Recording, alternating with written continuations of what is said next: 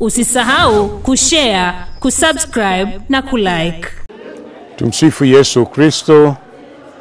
Wapendwa katika Kristo, mwaka huu wa 2025 katika safari yetu ya jubilei kuu ya uinjilishaji, jimbo letu la Geita linakutana na vijana katika parokia hii ya Mashahidi wa Uganda hapa katika eneo la Bukoli. Vijana wetu kutoka parokia zetu zote 36 wanakusanyika hapa. Baadhi wamefika kuanzia siku ya jana ambayo siku ya Ijumaa, lakini leo wengi sasa wameanza safari yao hiyo ya hija wakitoka maeneo mbalimbali kukusanyika hapa katika moyo huo wa jubilei kuu ya 2025. Hivi punde tumemaliza maadhimisho ya kuabudu Ekaristi takatifu pamoja na vijana wote, tukijiangalia na kujitafakari mbele ya Yesu wa Ekaristi, ambaye Yesu ni rafiki wa vijana. Hata maandiko matakatifu yanatuambia wakati anapoweka Ekaristi takatifu, aliyekuwa amekaa pembeni kwake, kwa kweli amelaza kichwa hata kifuani kwake, alikuwa ni kijana Mtume Yohane. Na huyu anashuhudia kwa karibu, na hata tunaona wazee wanamtuma, muulize ni nani ambaye anasema atamsaliti. Kumbe dira yetu hiyo na dhima yetu hiyo inatuleta pamoja hapa vijana. Vijana waendelee kukaa na kujitambua nafasi yao katika safari ya ukombozi, nafasi yao katika kanisa, lakini nafasi yao kwa ujumla kama jamii. Vijana tunaonja wako tayari kutumwa na kutumika. Kwa hiyo dira yetu na uwepo wetu hapa ni kuwakumbusha vijana hao. Lakini katika nyakati tunazopitia ni vile vile vijana wapewe fursa ya kujiuliza wanatumwa au wanatumika katika lipi.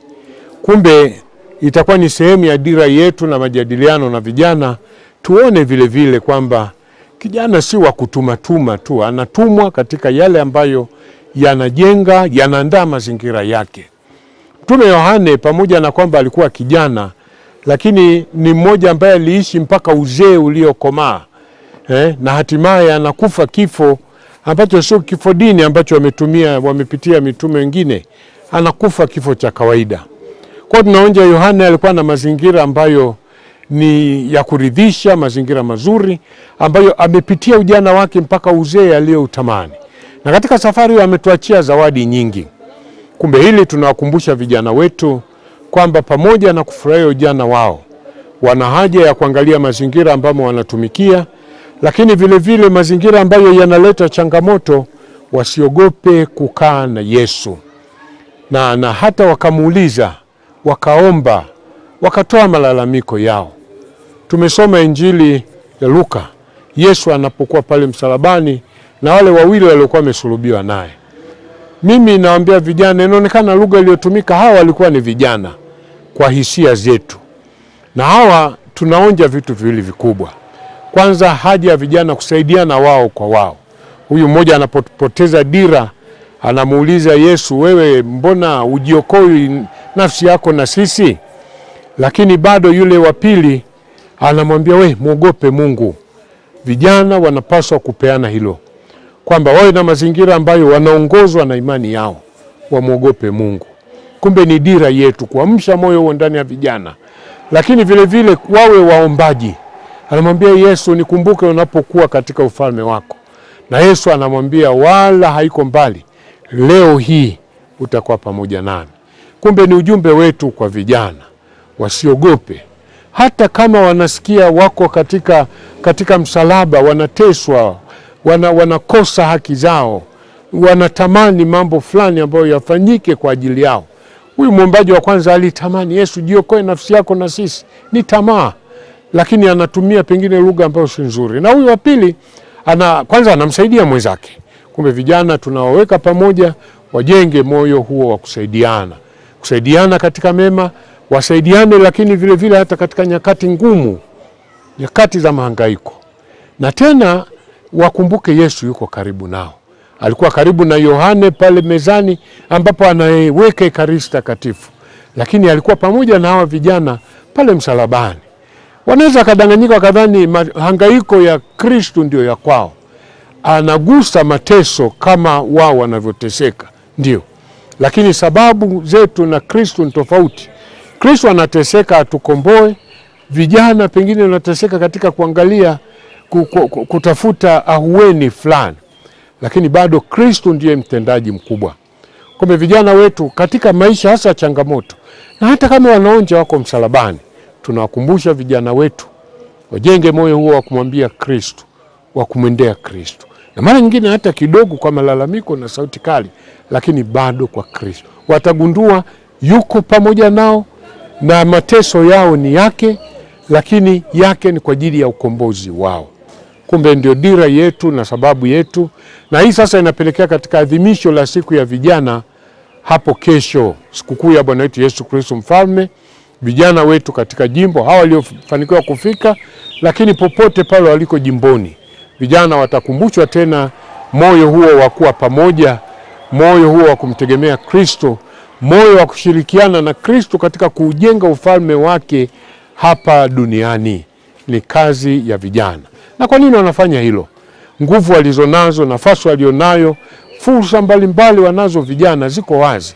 Lakini kubwa zaidi ni wakumbushe vijana, Yesu anatekeleza safari ya ukombozi kwa kijana mwenzetu. Miaka 33 ameweza kufanya aliyofanya. Tujiulize sisi kwa nini tusiweze kufanya? Kwa sababu umri huo katika ujana wetu ndani ya kanisa na hata katika dunia ni umri wa ujana. Kumbe hata pamoja na mengine yote, lakini wanafanya kazi na kijana ambaye alikuwa katika umri wa ujana, Yesu Kristo, ambaye ni Mungu vile vile, anayewafundisha na kuelekeza sasa njia ya kuelekea kwa Mungu. Kumbe sisi tumefika hapa, hata mimi nimefika pamoja na mapadri, kwa lengo hilo la kuwasindikiza. Vijana wanahitaji usindikizaji, lakini hatuwasindikizi gizani. Hata sisi tunayo ya kujifunza kwao. Ndio maana tunawajenga huo ushirikiano wa karibu, uwazi, na baadaye kulijadili sasa kanisa letu kwa ujumla. Wasije kadhani kanisa ni la sisi wazee, ni letu wote. Lakini hasa vile vile mahali fulani inayohitaji wao kukimbia kwenda kumtafuta Yesu mfufuka, watakwenda mbele zaidi. Lakini wasiache kutusikiliza. Yohana anamsikiliza Petro pale anapofika kaburini wa kwanza, anasubiri aingie. Vijana wajenge subira. Wazee wapo wa kuelekeza, taratibu zipo za kuelekeza, na hayo yote yanakwenda katika mafanikio makubwa ambayo ndio nia yetu, ndio nia ya vijana. Kwa hiyo tumefika sisi kama kina Petro, wazee wale, tunakimbia polepole, lakini tunalo la kuwaeleza vijana wasikilize. Sio sisi peke yetu, tunao viongozi wa nchi, tunao viongozi wa maeneo tunaokaa, tunao viongozi ndani ya kanisa, sio tu wawekwa wakfu, lakini tunao viongozi wa lei. Na tena kubwa ni hilo kwamba wao wajiandae, kwa sababu hao ndio watakuwa wazee wa kanisa wa kesho. Kwa hiyo ni hilo vile vile watuangalie sisi kama Paulo anavyoangalia, tutazameni sisi. Watutazame, wasiogope, watusikilize, tukae tujadiliane nao. Watauliza maswali, tutakuwa na mjadala nao baadaye, halafu baadaye tuweze, hatuwapi majibu sisi, tunajadiliana kufikia majibu ambayo ni ya Yesu Kristo, na endelee kutuongoza katika ujana unaopelekea katika uzee ulio mtimilifu. Asante sana. Usisahau kushare, kusubscribe na kulike.